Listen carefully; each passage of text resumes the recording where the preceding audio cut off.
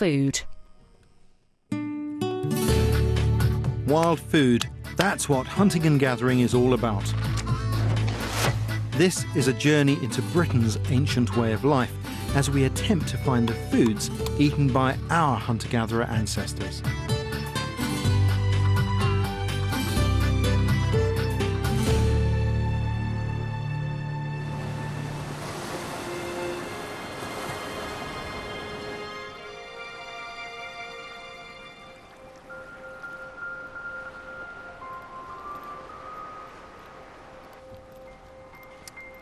I've been lucky enough to travel all over the world, studying how indigenous people manage to make their livings with just what nature will provide them.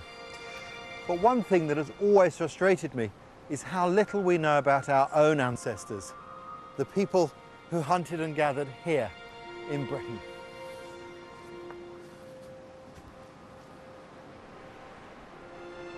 My partner on this journey is Professor Gordon Hillman of University College London.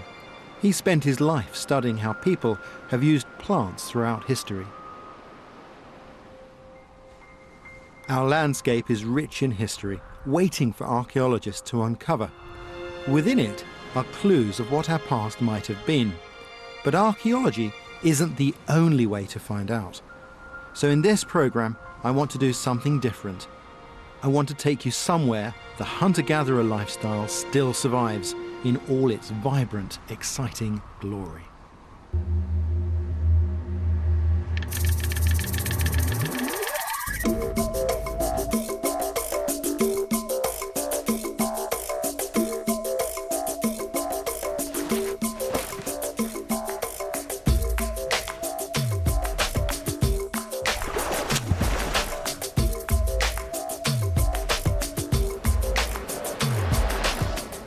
We've come literally to the other side of the planet in our quest to understand more about British wild foods. This is the Tanami Desert in the centre of Australia. We've come here to see the cultural relationship that the Aboriginals here have with their wild foods, or as they call them, bush tucker. We're on our way to meet up with some people from the Warlpiri tribe. But before we start, I think an initiation is in order. Gordon can't travel with me and expect to get off scot-free. Well, Gordon, you know, we can't come to Australia without looking for one particular bush tucker. Oh dear, I have a horrible feeling about what's coming. That's exactly right. We're looking for witchetty grubs, and these... I thought that was going to be a... These are witchetty bushes. Oh, right. Gordon's worked all over the world, but he's never seen hunter-gatherers in action. This is the most iconic Aboriginal food. It's also particularly wriggly. So, obviously parallel to Britain, in that we've got plenty of insects there that are quite big and juicy. Exactly. I mean, I think part of coming here is to open our minds to the possibilities of what our ancestors may have been using. Indeed. I don't know if you can see this, Gordon, but you can see there where some of these bits of soil where things have emerged Oh yes, from underground. where the adult forms has gone out from pupation. Yeah. That's very interesting. Must be close. There Oh, it is. Wow. Gordon, you can tease that out with a little stick, look. Oh, I see, that's right. They go into the roots, and the roots swell Oh, right. around them. But they're delicious. They're really, really nice. I like them. Can you get hold of it? Yep. You should get hold of it. Okay. I'm not going to eat the head end. No, you hold the head, Hold and the then head. you bite the rest off from the head. Give it two. Look at that. You hold the head. Hold Okay. the head like between your fingers like that. Okay. That's it.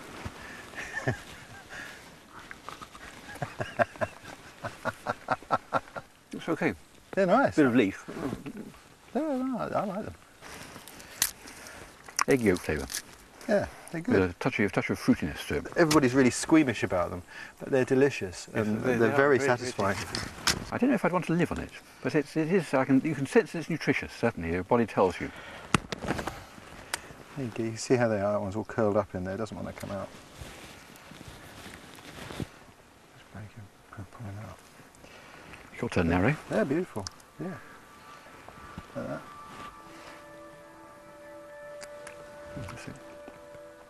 Oh, that's good.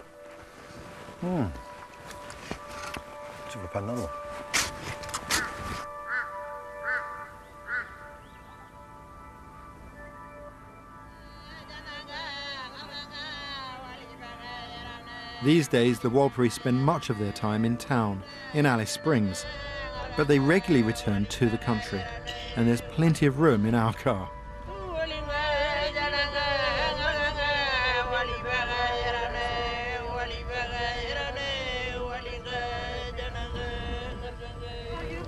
What name have you given Gordon? Jungalai. Jungalai. He's a kangaroo dreaming, rock wallaby dreaming.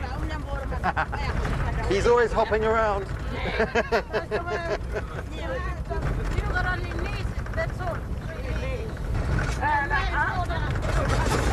lucky, you got 3 wives here. And Gordon's got 3 wives.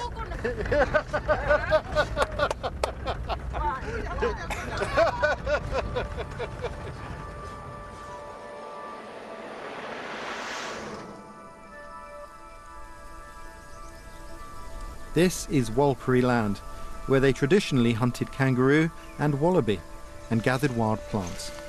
Just 1 generation ago, they used to roam this country, living off only what they found and creating temporary camps along the way. We're going to be staying here a couple of days before moving on to another part of Australia. One of the Aboriginal women said to me a few minutes ago, she came over and goes, "It's really good to be here on the land." And that's something they feel really deep inside. And I'm feeling that too. It's a long while since I've been to Australia, out in the desert, but it's exciting to be here.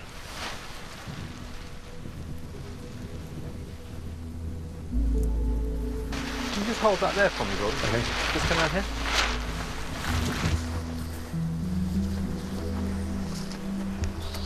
I'll just tie it around this termite mound, Gordon. Ready?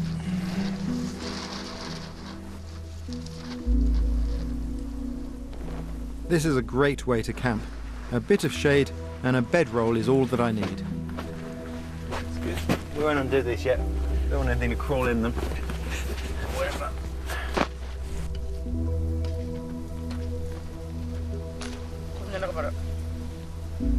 For Noreen and the other ladies, home is even simpler.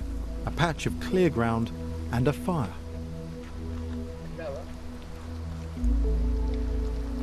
Ready for a brew, Gordon? Well, that sounds great, Ray. Good job. What are you I'll bring it over. Well, what's your impression so far? I'm just amazed at the richness of the desert here. There's so many, not only is there quite a lot of plant cover, just there's so much of it that's usable. Yeah, and what's exciting for me is knowing your botanical knowledge and your archaeological knowledge is for you to see how these sorts of people think about their landscape and how they actually work with the plants and the food resources themselves. Very exciting prospects. Very exciting indeed. Gordon and I are mainly interested in plant use in Aboriginal Britain. Whilst animals at least leave bones to give archaeologists something to study, very little work has been done on the subject of plants, as the remains have mostly rotted away. We got problems. Yeah. Number 9 there. That looks promising. Yeah, those ones there. Those bush potatoes there. In Australian Aboriginal culture, it's the women who gather the plants, while the men go hunting. So it's the women who hold the knowledge Gordon and I are after. I'll have good beans later on.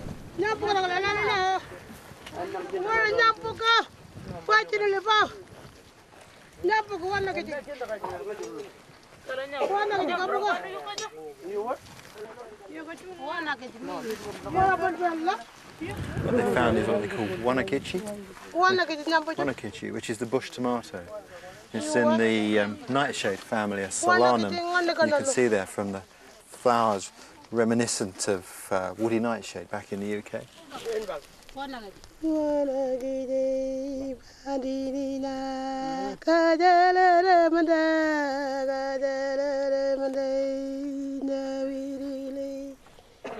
Audrey singing like this is typical of these people. Each food has its own song. It's a sign of the value accorded to each resource. There's a song for Wanagiji. We clean the sea there. Clean him out.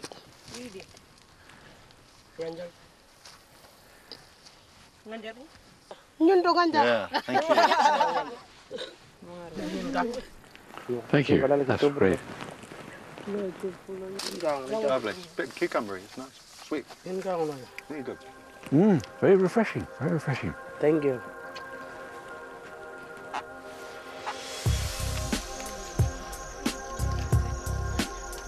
So what are we looking for here?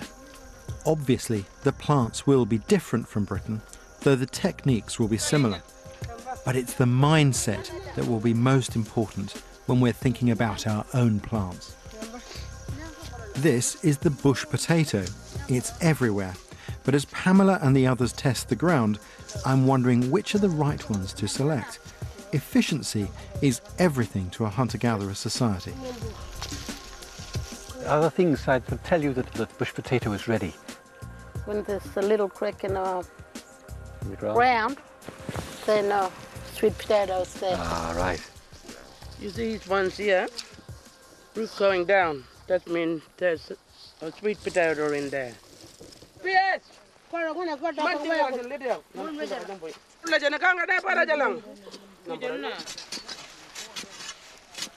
This is a sign of the times. Metal digging sticks have replaced wooden ones, but the women aren't using shovels. They know that their traditional techniques are still the best.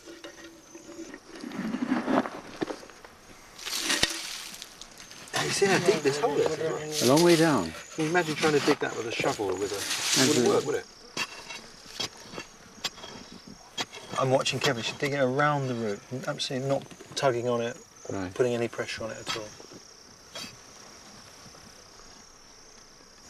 There. That's very And impressive. the soil's still on it, so you can see how carefully she's cut around it.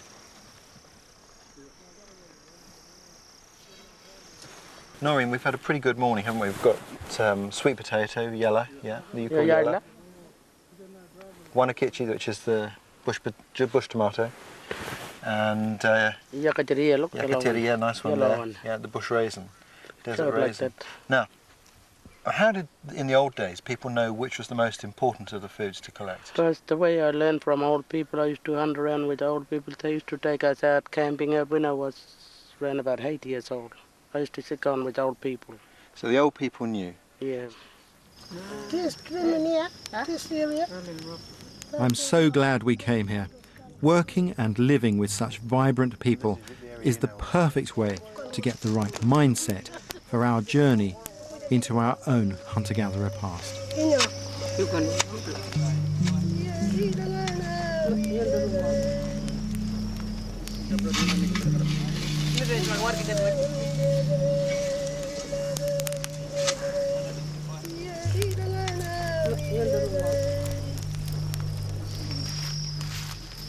This is cooking how I like it, at its direct, simple best. Try one of these. What do I do? Yeah. And take the skin off, yeah?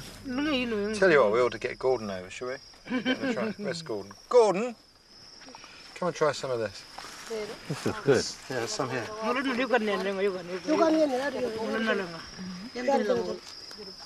Take the skin off and just like we take the skin off from the potato. Oh, that's lovely. You won't like that, Gordon. You can eat with the skin too. That's just delicious.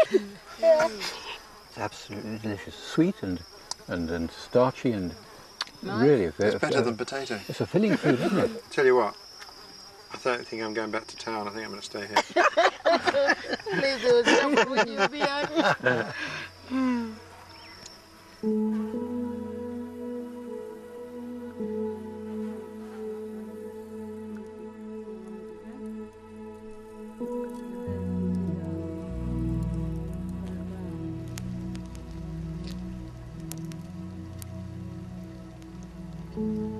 Times like this, it's nice to sit and contemplate. And I was thinking, all the times I've been here in Australia, I spent most of my time with Aboriginal people, so I really don't know modern Australia at all. That's a strange thought, but despite that, I'd forgotten some simple things. I'd forgotten, for example, how important fire is to Aboriginal people. It doesn't matter where you take them. If you go and you stop just for an hour, they'll light a fire, because it gives them a sense of place. It's their way of establishing, this is our country. It's a social focus, a place to sit and tell stories and maintain their cultural traditions. It's tremendously important.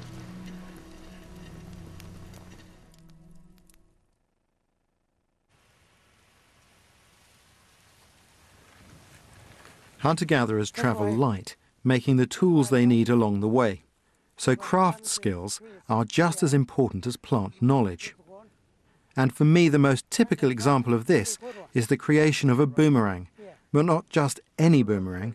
Japaljarri has a very special one to show me. Number 7. Might be number 7. So that's the No, shape. like this. That's the shape of boomerang you're gonna make. Yeah. You call that a number 7 boomerang. Number 7 boomerang. And what was that for?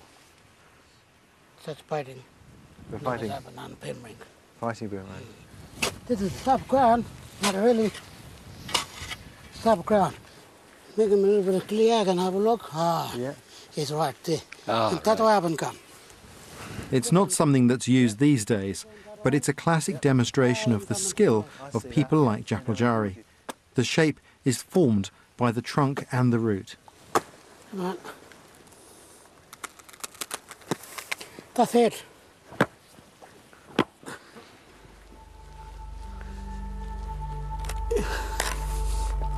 That'll be right. It's the middle of the morning and not particularly cold, but of course Japaljarri wants a fire. He's not going to use it for the boomerang, it just gives him a sense of place. Put a fire here? Down here? No, this way. This way there? Yeah.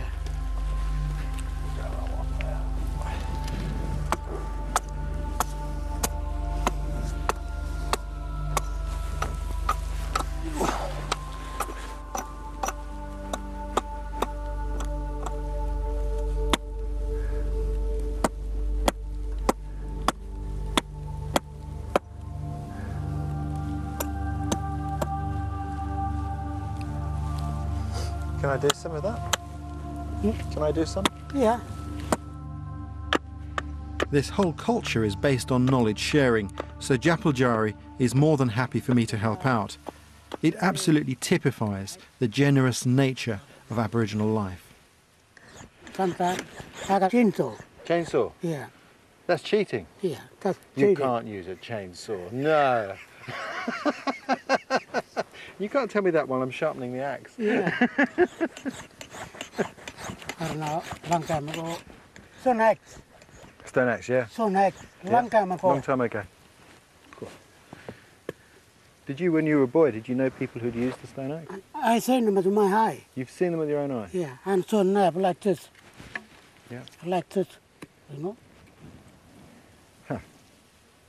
Put the string on that way. Yeah. And we call them that one. Yeah. Stone axe. Stone axe. Stone axe. Hard work. Yeah. While I'm busy with Japaljarri, it's a chance for Gordon to reflect on his impressions of this area so far. Compared to the deserts I've known before, like the Karakum Desert in Central Asia and Sahara in North Africa, this is a very different type of desert. Extraordinarily rich, not only in cover generally, it's much more vegetated, but also the diversity of edible things. Of course, this is partly because we've got the tradition still surviving here. And we know more about it through these experts, the Aboriginal peoples who still use these plants, like Japaljarri. If we had people like him still surviving in our area, in Europe, that would be fantastic. We've lost that knowledge. It's gone thousands of years ago. And so to be somewhere where this knowledge still persists, where the people who use these plants or whose parents or grandparents use these plants as their main means of survival, is an incredible privilege. A coat of oil brings out the finish of the boomerang beautifully, but this one is not really for throwing. The most important thing is you have to tell me how this was used and why it's this shape. This goes around the shield, is that right? You got a shield. hold them still, Yep. and you gotta go close up, and he hit him with this one. Hit him with that one. So go around the shield, catch him in the arm. Yeah. Just grab him there. Really. See, it's done. Done. Too Beautiful. Pleasure. Nice to do it with you. Jabal Jari. Jabal Jari. Yeah.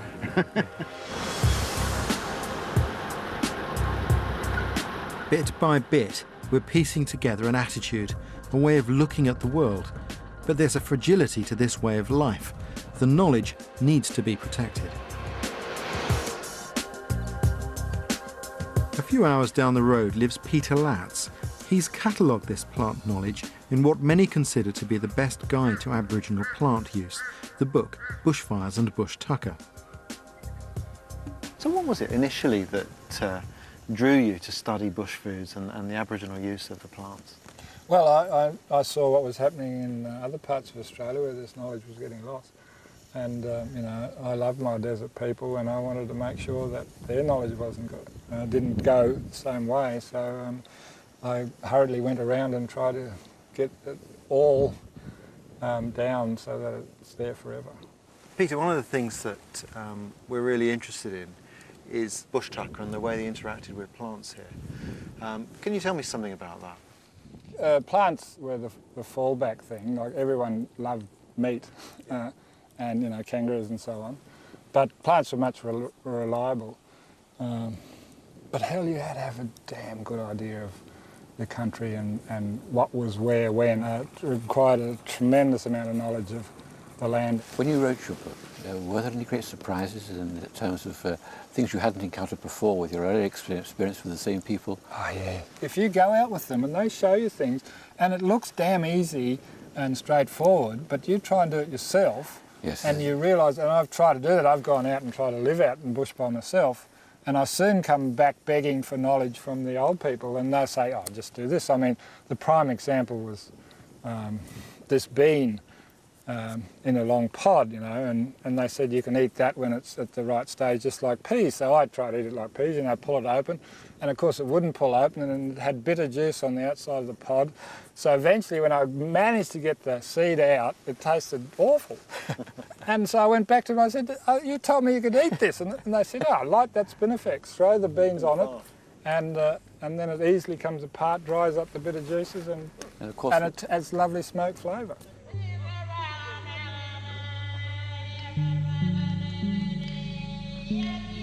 They didn't just survive. I mean, I could probably go out there and survive somehow or another, but they could have elaborate ceremonies that went on for months and months.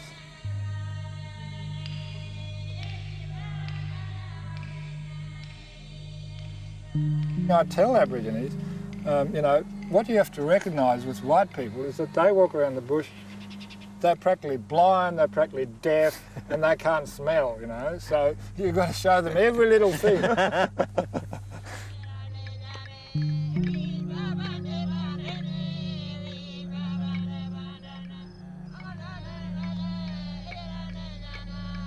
As the sun sets, back in camp, a privilege awaits us.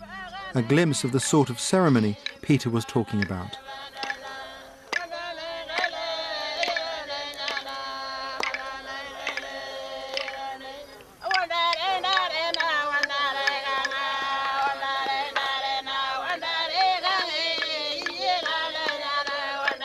We're being shown a number of tribal dances relating to bush food.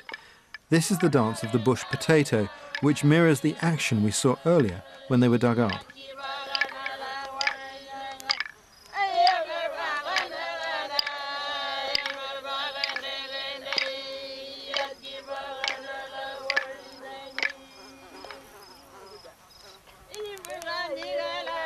This is the dance of the blue-tongued lizard.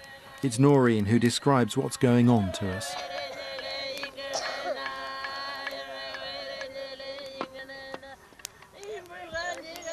We set up from our camp.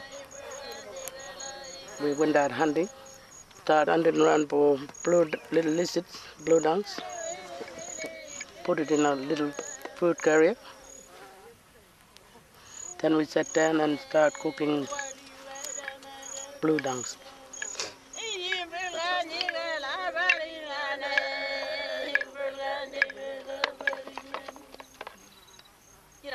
And when you dance that dance, what does that mean? You're doing more than dancing, aren't you? But that was my grandfather's, my mother and uncle's dreaming what we was dancing today. So there's a religious significance to Yep. the dance. Dreaming is a Western word. I find it very unsatisfactory. It's used to describe something that is more felt than spoken, a connection each person has to a particular part of nature. It's the way Aboriginals guarantee the continuity of their culture by taking responsibility for a particular resource and passing it on to the next generation. Dances like this have religious significance and cannot be performed on a whim. When tourists comes around, we have to get a permission from elders first, and they'll say yes. Because we don't want to just go and then do the dancing without it, you know? Without no permission. They'll get angry with us, the elders. Yeah, we could have a respect for the elders to do the right way. Not just the elders, maybe respect for your ancestors as well, is that right? Yeah.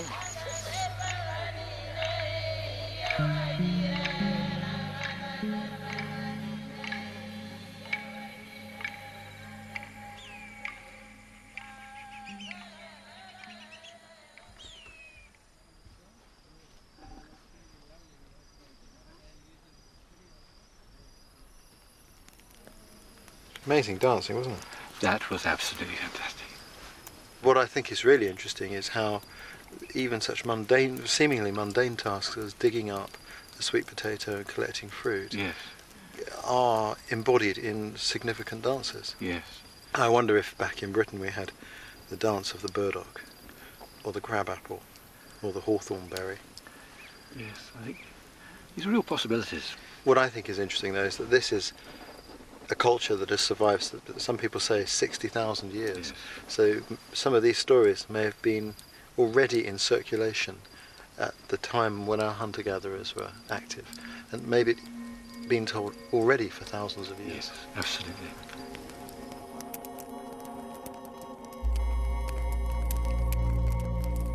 It's been fabulous to remind myself of the strength of this culture. But of course the desert is very different from any environment in Britain, and tomorrow it's time to leave.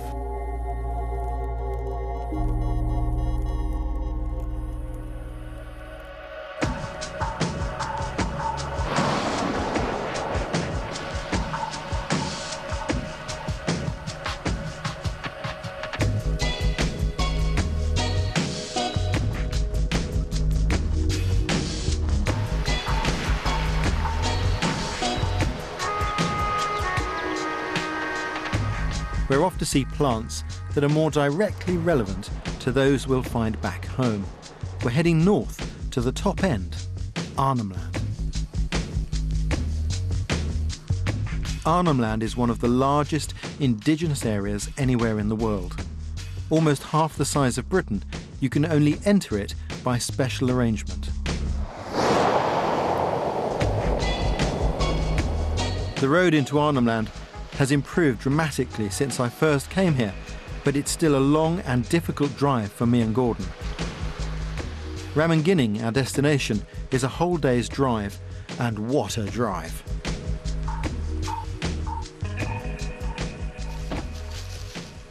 Well, Gordon, I don't think we've got much time to get camp up. Sun's sinking fast. If you crack the firewood, I'll get the camp set up.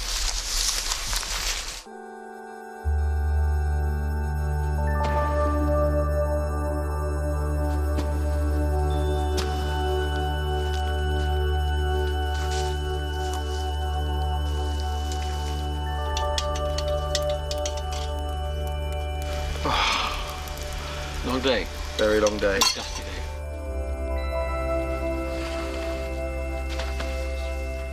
But it's worth the little effort at the end of it. You know, I always, when I get to the end of the day like this, I just don't feel like putting the camp up.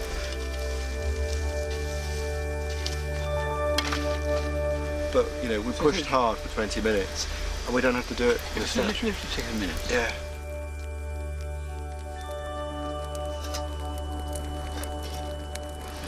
Cheers. Cheers. Well, it's fantastic scenery we've been to today. Amazing. Yeah.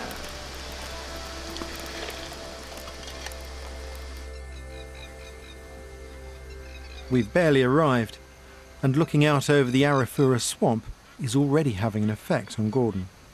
This landscape's very moving. It's hugely rich, and there's incredibly few people out there. This represents, in some ways, the end of a 13,000-year-old story, though not the end here, really. The process started with the rise of cultivation in the Near East, maybe in China and other centres, and the inexorable, slow erosion, encroachment of hunter-gatherer lands by farming populations that were ever expanding. That began 13,000 years ago. And for most of the world, that process has now reached its culmination with the real extermination, really, of the old life way. Here, however, we've got an exception, and very moving.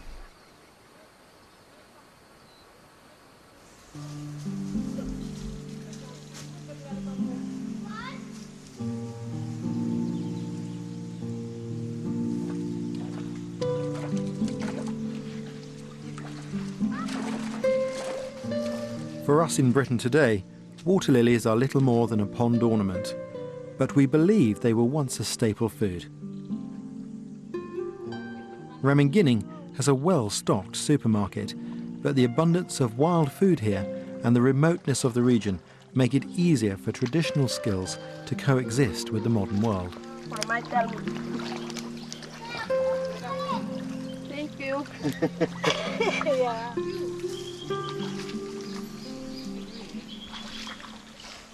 Marley, I need you to show me which bit I should follow with my hands. Any leaf. So I took this leaf here, would that be good? It's important to wade in and join in. If you just look, you often miss important details in the gathering technique. Oh, that one. Okay, so follow the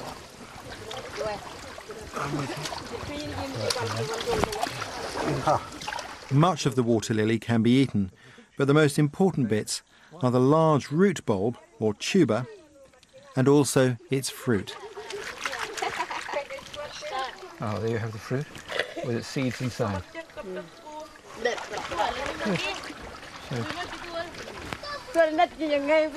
Really? It's Good. It's certainly not bitter. That's good. Not at all bitter. Slightly like the seeds of cucumber. That's true. It has a cucumbery flavour. Yeah. That's good. It's not hard to see why this plant might be important. It doesn't take long to gather a good haul, it's easy to cook, and it's available for much of the year.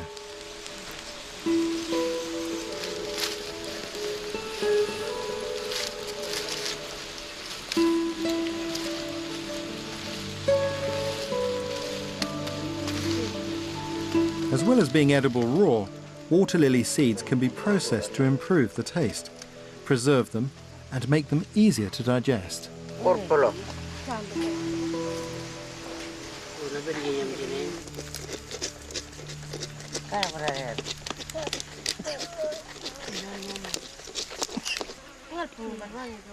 When it comes to cooking utensils, this is all that's needed. A leaf protects the cake from the ashes.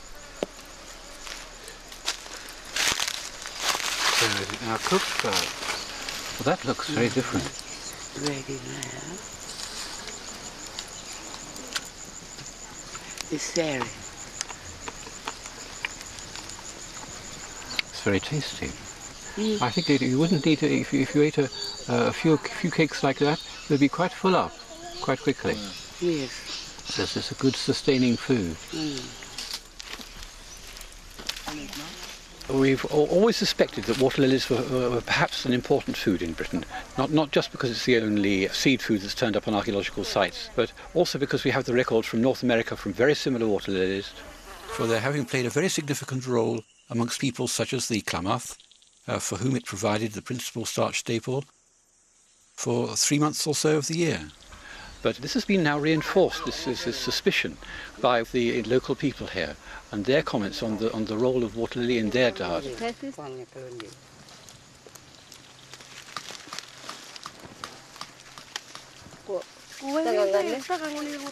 There are 3 generations tucking into this food.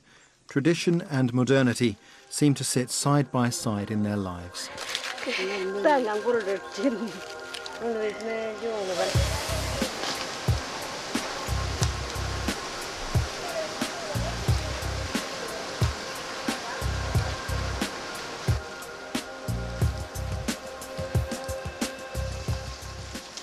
You don't want to bump into one of these bushes in the dark because the edges of the leaves are covered in thorns. This is the pandanus, and it's got lots of uses. Later on, in a few weeks' time, we'll find fruits on this that contain an edible seed, and at the base of the fruit there's a fibrous material you can suck a palm oil from. It's really delicious. And for Aboriginal people, this was a tremendously important tree. Today, the women have come out to collect the top fronds, which they're going to use to produce fibres for the manufacture of dilly bags or carrying bags.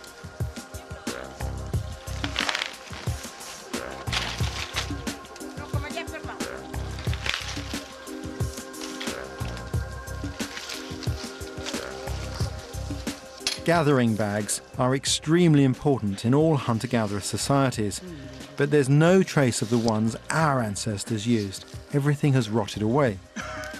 Nonetheless, I've used very similar processes to this myself, with plants in Britain like nettles and willow, and our ancestors simply must have had some form of similar basketry.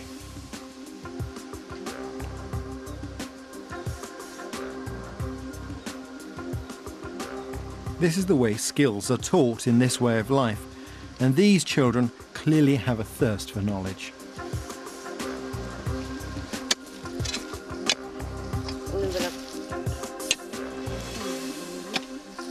Of course, as with everything these women do, we're talking so much more than subsistence living. They use roots and leaves to dye the pandanus. There's beauty and colour in everything here, and the same could well have been true of our own ancestors. They call this root yellow. No prizes for guessing why. After boiling for an hour or so, it comes out looking like this. Then it's dried overnight.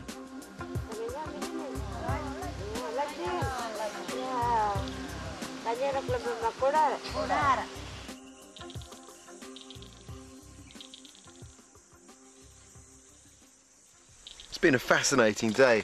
Found all sorts of things here.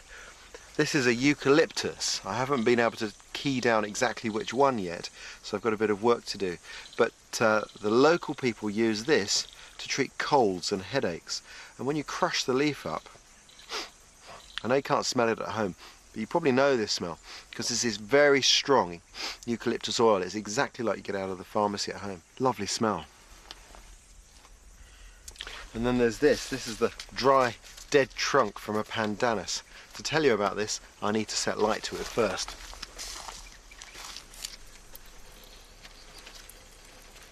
These were used as slow matches for nomadic groups travelling through the outback, keeping their fire alight.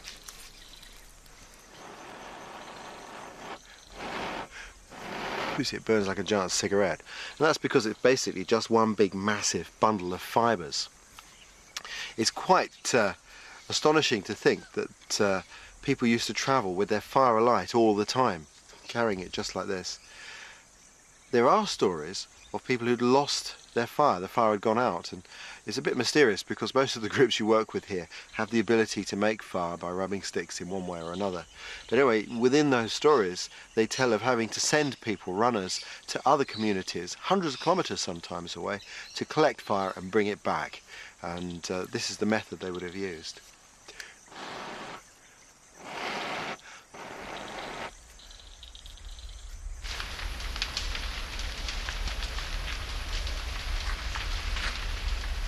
Sunset brings a spectacular sight.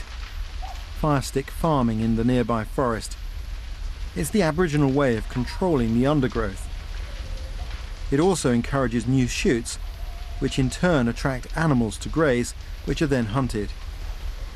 It's effective, and at night truly a strangely beautiful sight.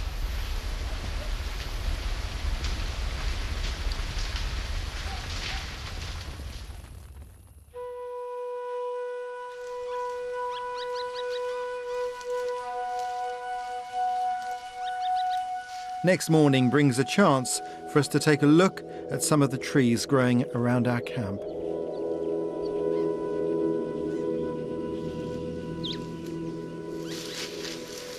This is a cycad, and this tree is pretty full grown. It not only looks primeval, but it is primeval.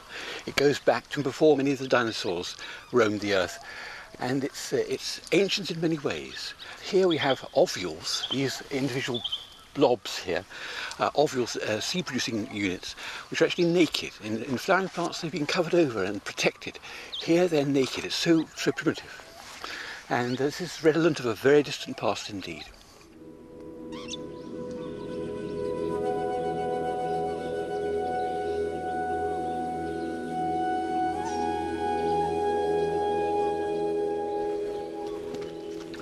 One of the most interesting trees here in the top end is this here. This is a paperbark.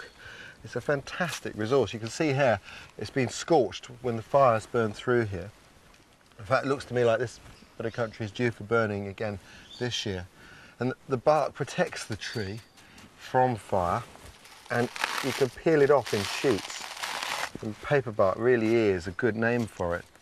And it's quite interesting because the bark is a protection to the tree from fire, but we can also use it for fire lighting. If I scrape up some fine shavings with the edge of a knife, I can just drop some sparks into that. And away it goes. It's kind of like the local equivalent to our birch bark. So there's an interesting thing. And of course this bark's got loads of other uses.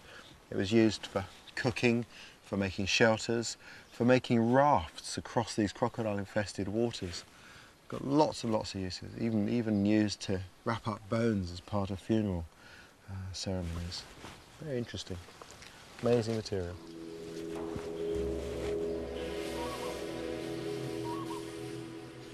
But Gordon's particular expertise is grasses. Do you have any use for this grass here? Do you use it as food at all? Yes, yeah. Just this This end? one. Like sugarcane. Like sugarcane? Yes. Do you boil it up with water, or do you just eat it straight? No, straight. Like, You chew it? You get sugar out of it? yeah. It's no water. Can having a fish. Oh, I see. You use that when there's no water and it's dry. Yeah. You chew on this Yeah. to give you some moisture. Mm-hmm. Very interesting. Like dalming. Dalming. Malang dalming. Dalming. Sweet? Is it sweet, Christopher? Yeah, you can balance. It's sweet. The pandanus has dried overnight, and it doesn't take long for Robin to knock up a bag. This sort of dexterity comes with constant practice.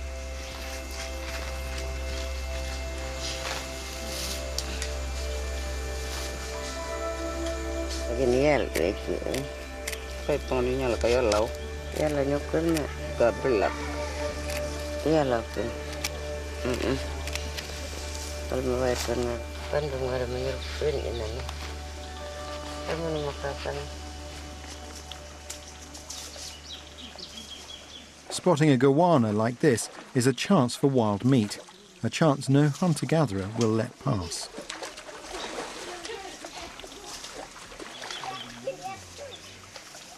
It's the impetus for Clara, Robin and the others to cook us an impromptu feast with yams as the staple.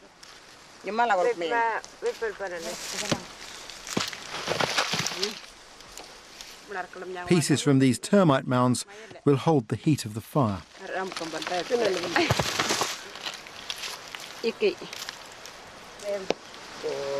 For tens of thousands of years, Australian Aboriginals lived without the use of a cooking pot, relying instead on many sophisticated ways of using fire. Here the yams are protected from the flames by using paper bark and vegetation soaked in water. Covering the whole thing in earth turns the fire into a huge oven, where the yams will effectively be steamed for about an hour.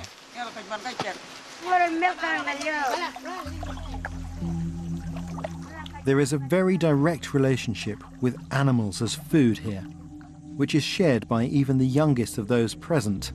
Their natural curiosity is a thing of survival itself. The goanna needs cleaning, and then Clara ties it up with pandanus fibres to stop the legs burning and being wasted. It's simple, but effective.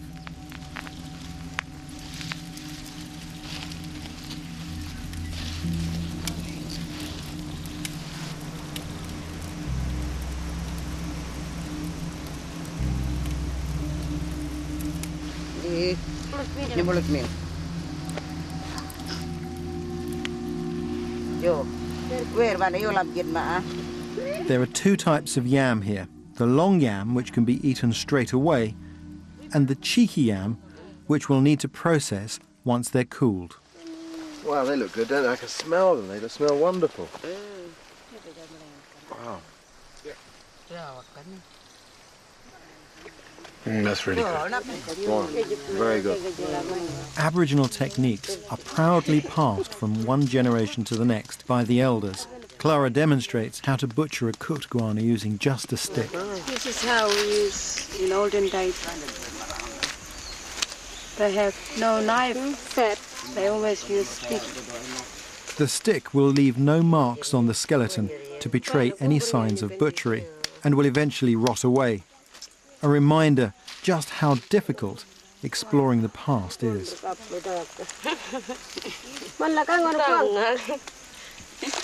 It's ready to eat. My chance to turn the camera on the crew. You taste it? It's definitely fish. Yeah. Definitely fish. Good. I'll say more chicken.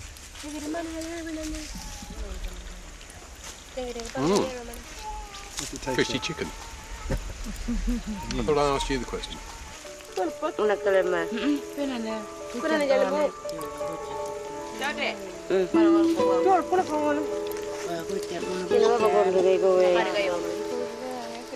It must be good.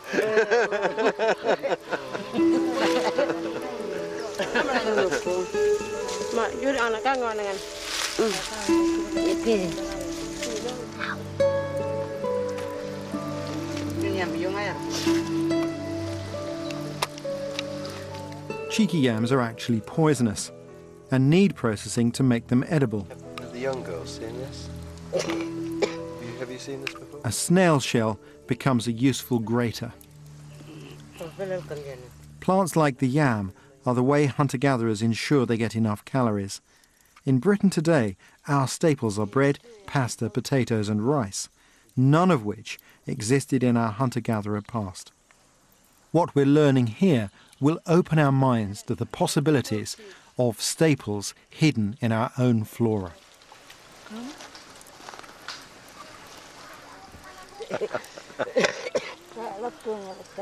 Very sticky, isn't it?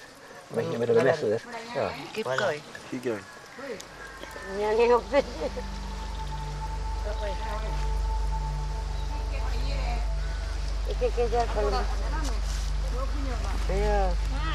We'll have to wait until tomorrow, our last day, to eat them. They need a good soak to leach out the toxins.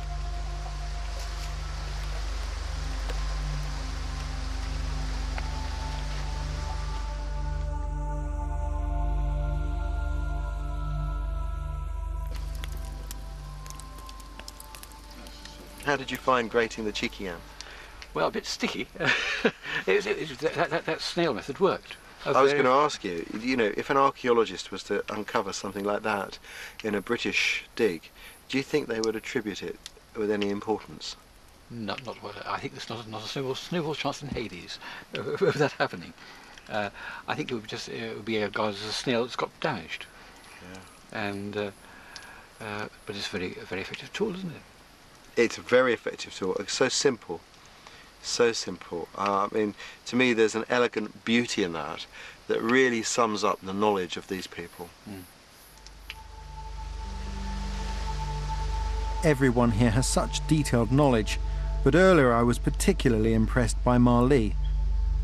It's typical in a society that has relied on such skills for so long.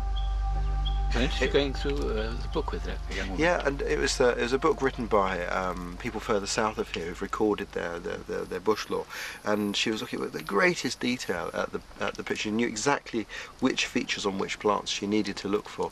Now, I guess that's not surprising to a botanist, but these aren't botanists. These are just ordinary folk, and what I think we see here is this continuing tradition of the use of bush foods and bush resources for medicine and so on, that requires people to have a very acute memory and a very good attention to detail in a way that the modern world doesn't encourage people today. Indeed.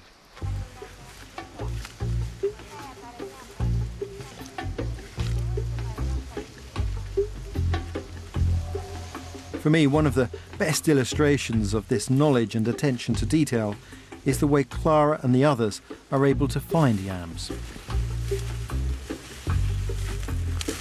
Anyone can dig them up, but I've tried finding them before and always failed. This time, I'm determined to succeed. Clara, I've come hunting for yams in the past, long time ago. Long time ago. I had real trouble. Ah, I see. Because it's difficult to see them, isn't it? Yes. Yeah. And I'm watching you. What are you looking for? Yam. Yeah, but what? What do you? I watched. You don't just go yam. You have to look carefully. That's no good. No, that for seed. For the seeds. Yeah. So you're looking what for the vine first. Yes. And then to identify it, Yes. you look up, and then you look for the seeds in the tree. Yes. Can you show me? This posture when people are looking, it's a stance so familiar. All hunter-gatherers do the same.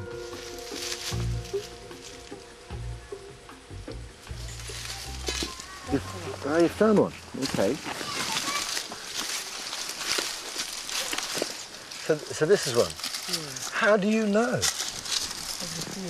Ah, these seed pods right at the top.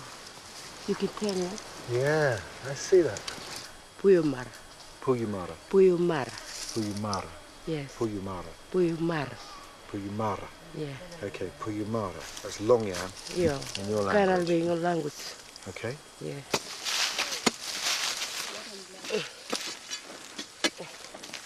We ate long yams roasted yesterday, but they can be eaten raw. You could try a bit of that. Sure. That's pretty good. That's nice. It's nice, isn't it? It's good eating. Good pepper. Now we're looking for cheeky yams. The best time to gather these is autumn, when all the goodness has gone into the roots, leaving the leaves withered and dry. But the only way to tell the cheeky yam from the long yam is by tiny differences in their leaves. It's amazing.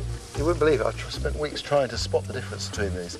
Once they're withered and dry, it's so difficult. Really difficult to spot the difference. Women like Robin rely on being able to spot these minute differences. So I reckon that is cheeky yam, but I'm usually wrong. Let's see. Robin, is that cheeky yam? Yeah. I've got one right. I've got one right. I can't believe it. At last a breakthrough, and Gordon has a true botanist's way of summing it up. Till earlier my confidence was a little bit knocked, but it's come back now. Your accumulate apex is rather shallower. Shorter leaf. Once a botanist, always a botanist. But what Gordon means is the cheeky yam is slightly less pointy than the long yam, but you'll just have to take my word for it. It's impossible to show on camera. Is that it here, going down? It's broken, isn't it? That's the difficulty. When they break, then it's hard to find where they go into the ground. Watch how carefully Robin searches for what she's looking for. It's a real art.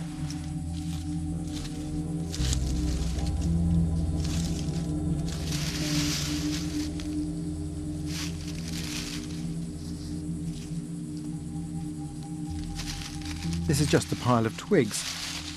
But this is what hunting and gathering is all about. Patience attention to detail, and knowing when to give up. You can't find it. And would you now go somewhere else to look for another one? Yeah. Yeah, no, that's all right.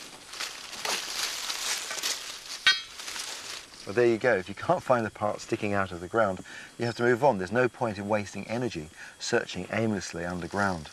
That's really interesting because we have a route back in Britain we're interested in, which we think may be similar in many ways to the cheeky yam. And these gathering problems are exactly the same sort of thing that our ancestors may once have faced.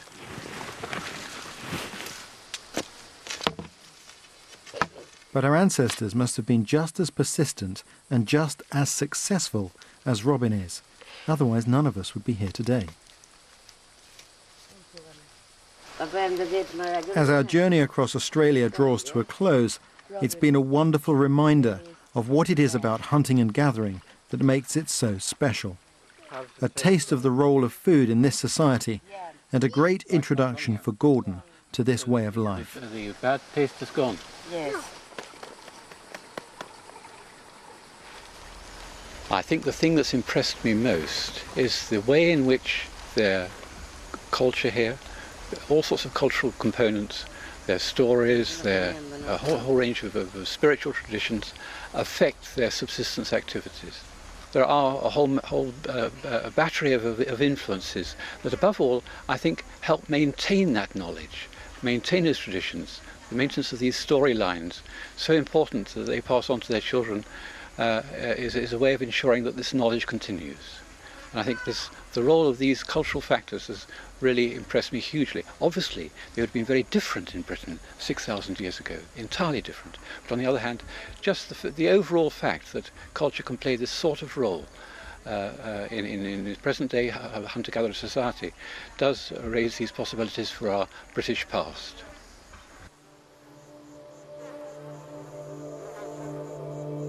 Thanks to their care for their heritage, the Aboriginals of Australia have brought hunting and gathering alive for us in a way we could never do at home. We can now go back to Britain with our minds full of the possibilities of what existed in our long-vanished past. I'm not suggesting for one moment that what we've seen here is how things were in Britain. But certainly we've seen from the songs and the dances, and we've only just scratched the surface, that Aboriginal lives are intricately tied to their food resources and to the land itself. I can't wait to get back to Britain to explore our foods and what they might have meant to our hunter-gatherer forebears.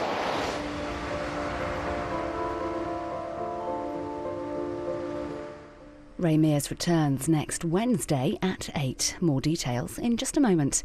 And stay with us here on BBC Two next for an insight into our £1 trillion economy in what makes Britain rich.